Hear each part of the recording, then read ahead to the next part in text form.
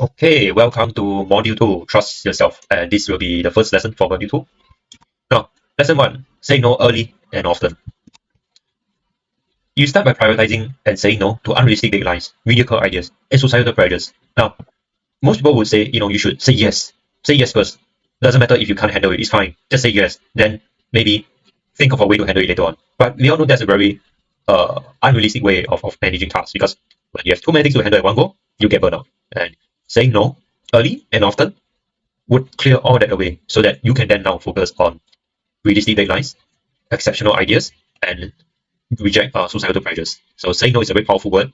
Learn to say that more often, learn to say no more often, even though it's uncomfortable. But when you do that, you prevent long-term regret. Because let's be honest about our limits.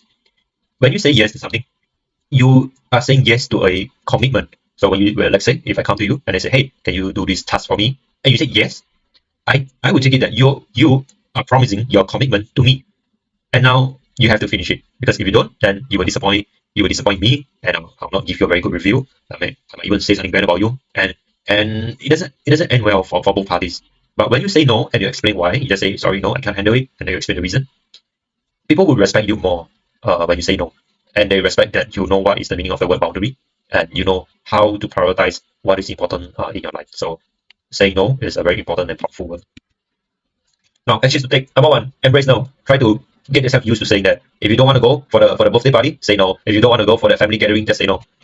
And reject what isn't your priority. If someone is telling you that, I can give an example.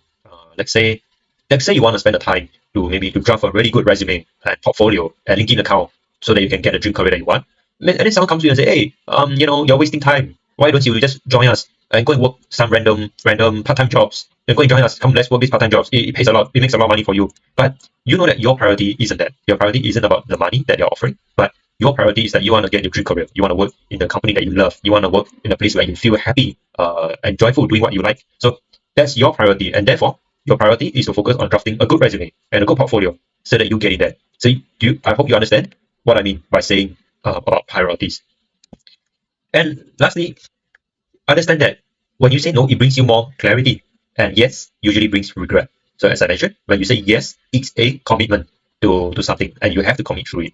But when you say no, you are giving yourself clarity on the priorities that you have in life and what you really want to achieve. So if you tell me that your job, or should I say your goal, is to, let's say, become a professional football player, for example.